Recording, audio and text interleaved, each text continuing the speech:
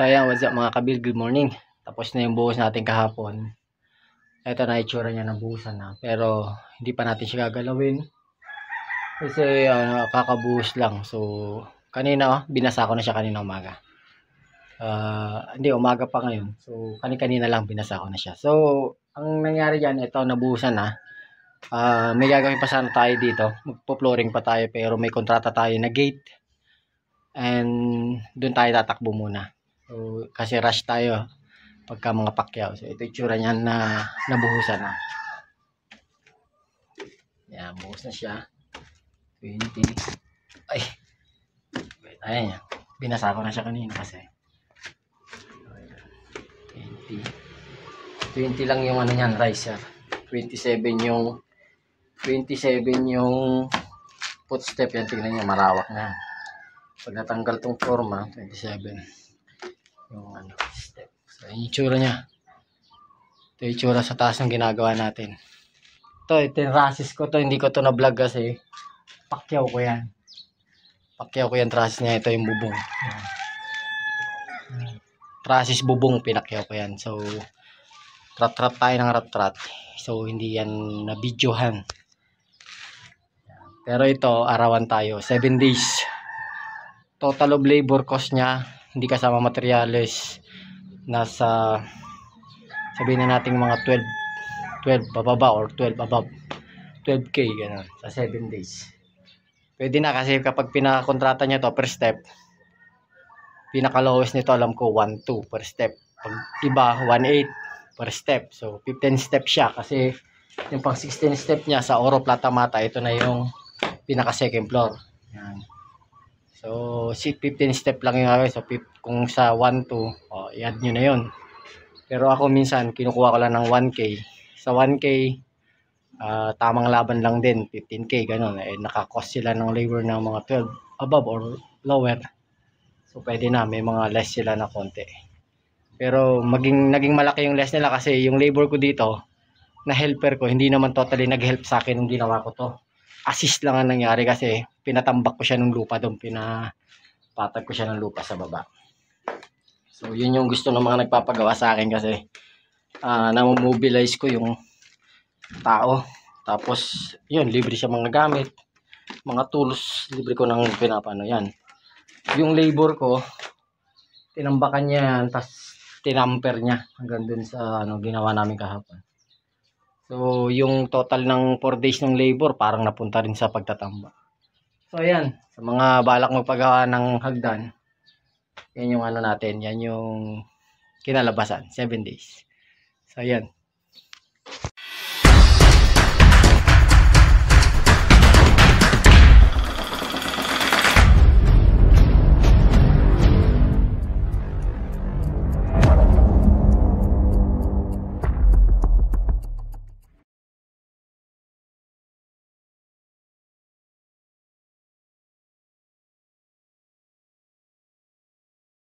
Ayan, what's up mga kabuild, back to the, na naman tayo, dito sa tabi ng bahay ko, bahay ng bayaw ko. So, ito na yung, natin. So, nagkaroon na siya ng budget. So, gagawin na natin yung hagdanan niya. Ito yung ginagawa ko na unti-unti natin. Hindi ko na nagawa ng video yung paggawa ng trusses. Tayo ang gumawa ng trusses niya. Kinontrata natin yan. Kasama natin to si pare nating gwapo. Oh, hi ka sa vlog, pareng gwapo. Yan. Siya ang labor natin ngayon. 1:1 ang natin ngayon. Ito yung ginagawa natin ngayon, hagdan. Yan, makikita niyo yan. Ito yung riser pataas. May line din doon. 1 meter, 105. Tapos riser na naman pataas. So, ang layout natin, para sa mga gusto mag-layout ng hagdan, ito marami nahihirapan. Pero dahil tayo, matagal na ako nagli-layout ng hagdan, no?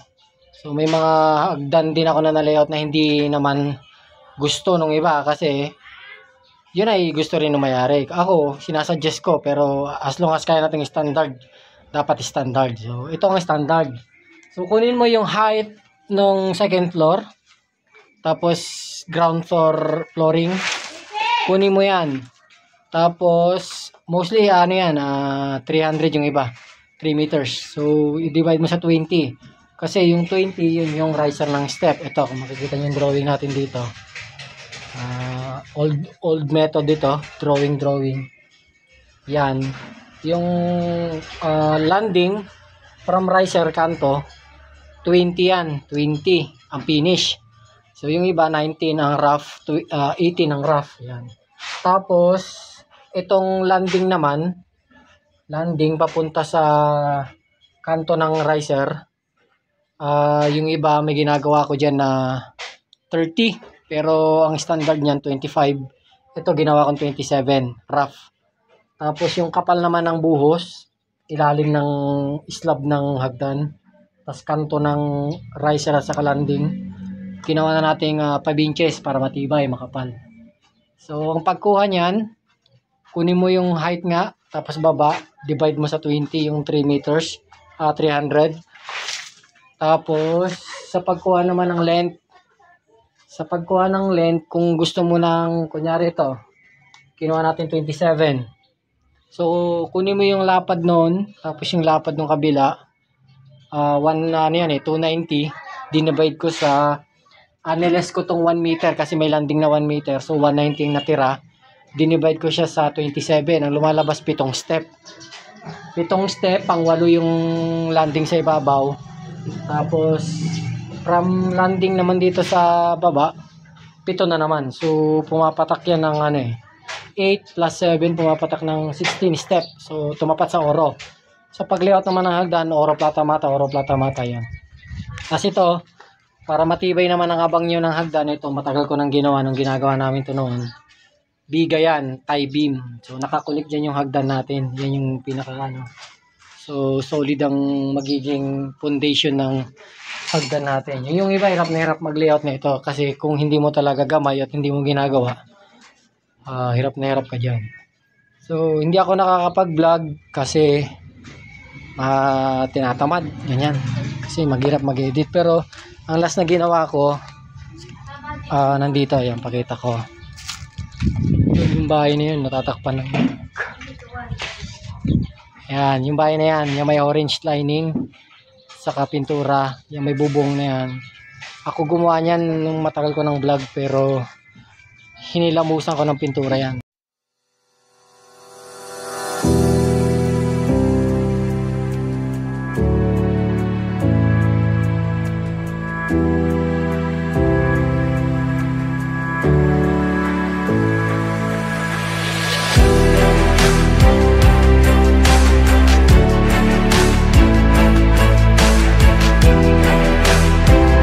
Ito yung ginagawa natin ngayon, yung tinrasisang.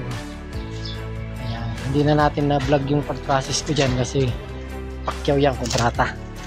Ngayon, nagagawa tayo ng hagdan. So, sa gusto magkaroon ng idea sa pag-layout ng hagdan, ayan.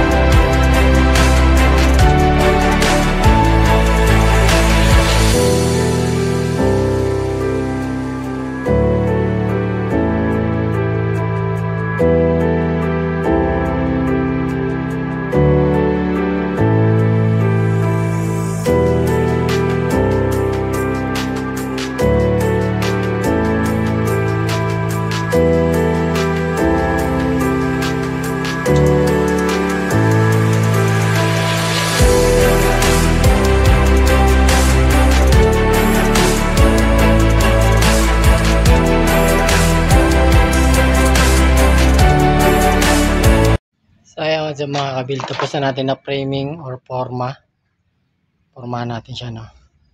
Ito yung sa ilalim niya na isa. Ayan, naka-brace na rin yan. Mag-X-brace na lang tayo pag final na, pero matibay na to sa ganito itsura niya sa loob. Ito sa mga gumagawa ng hagdan, alam nila itong technique na to. Ayan, step for the meantime habang wala pa yung bakal. So ganito itsura niya sa taas. Ito yung landing. Landing. Kasi ito na naman yung packet na sa taas. Yan na naman yung step na ginawa natin. Itsura niya. Akit dito, ikot, tapos akit ulit dyan. Hindi ko na pinay-type to. Kasi yung ibang layout ko nito ginagawa ko pie-type para umangat pa siya. Parang ito, pwede pa tong i-pie-type sana eh. Yan. 1, isa pa dito sana. Tapos isa na naman dito sa gitna. Tapos isa na naman dito sa gitna. Kaya lang, mabusisi ang bakal nun. Hirap nga magbakal. Mas okay na yung flat. Saka pag flat kasi, pag may yakyat ka, hindi ka mahirapan. Like yung mga mahaba. Isa ko lang ngayon, wala yung labor ko. So, pakita ko yung ilalim. Ito mga ginawa natin sa ilalim niya. Yan. Doon, magdadagdag pa tayo ng brace sa dulo. So, ngayon, dahil tapos na natin yung frame, susunod na dyan, bakal.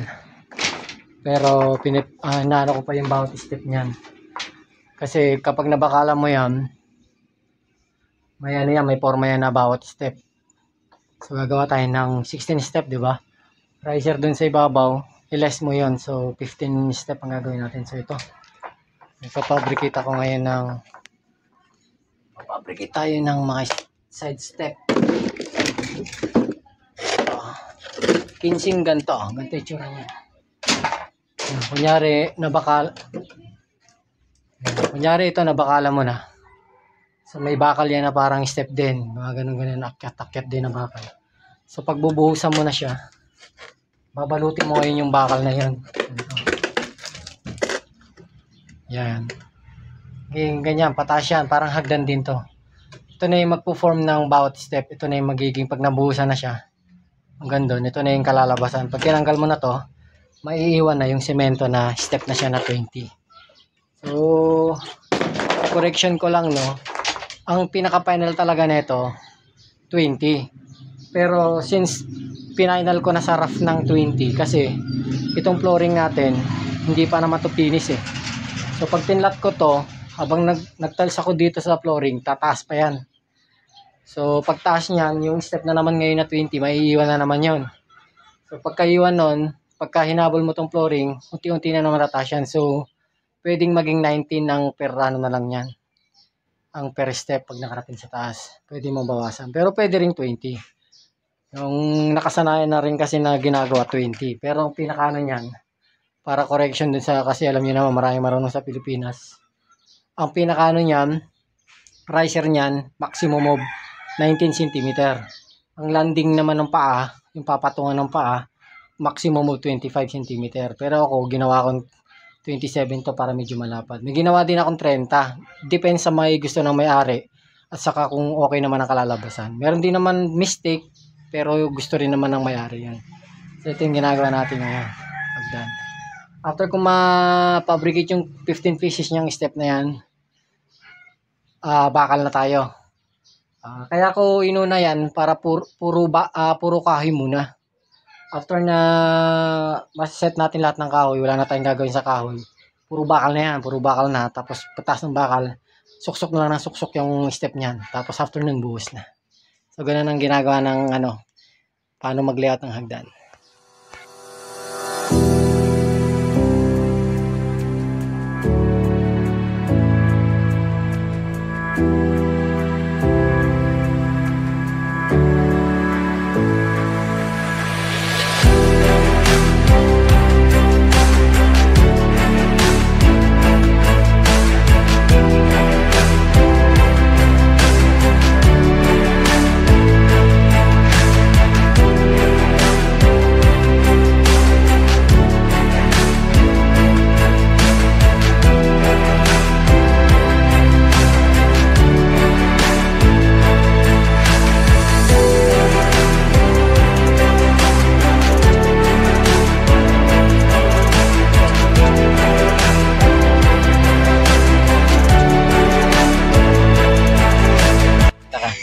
Tayo sa mga kabuild na bakalan na natin kanina, no? Ng bakal 4 step. Ayun yung taga-tabas natin. Yun, no? Hi ka! Hi! Ito yung, pagkanaw! Ito yung step na ilalagay natin. Bagak, nokin. Tapos, ito yung nabakalan natin kanina. So, yan. Ito yung itsura niyan, side. Hindi makita. Ayan.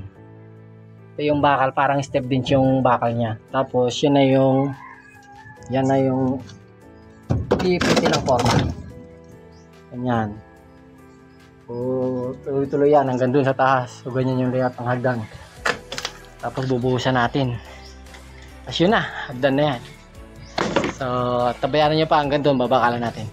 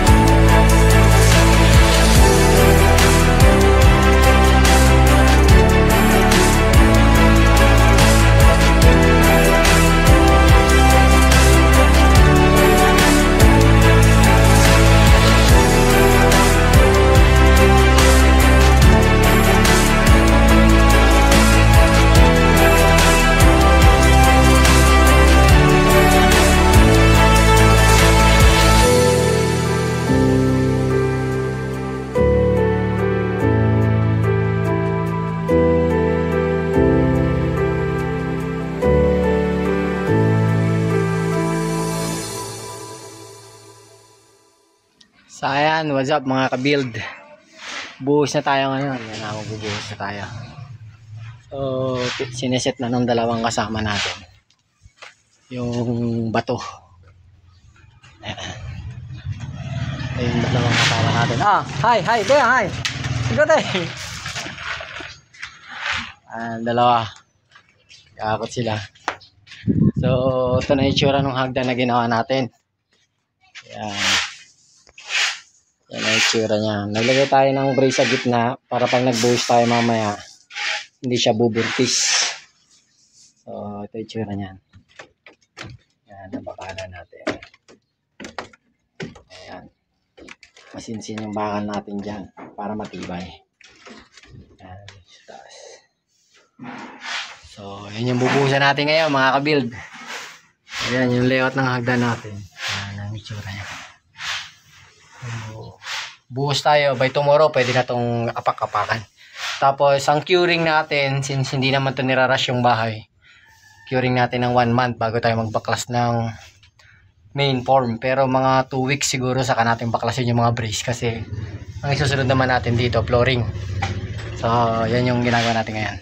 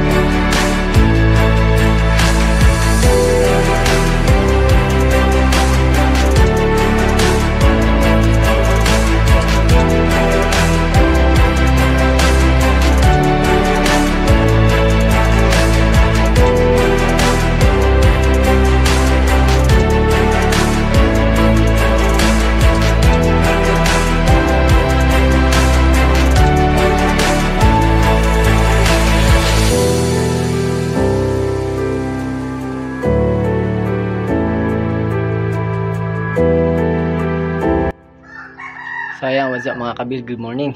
Tapos na yung buhos natin kahapon. Ito na itsura niya, nabuhusan na. Pero hindi pa natin siya gagalawin. Kasi kakabuhos lang. So kanina, binasa ko na siya kanina umaga. Hindi, umaga pa ngayon. So kanina lang binasa ko na siya. So ang nangyari dyan, ito nabuhusan na. May gagawin pa sana tayo dito. Magpo-flooring pa tayo, pero may kontrata tayo na gate. And doon tayo tatakbo muna. So, kasi rush tayo pagka mga pakyaw. So ito itsura niyan na nabuhusan na. Ayan, buhos na siya. 20. Ay. Ayan yan. Pinasa ko na siya kanina kasi. 20 lang yung ano niyan, riser. 27 yung footstep yan. Tingnan niyo, marawak na. Pag natanggal tong forma, 27. Yung itsura niya.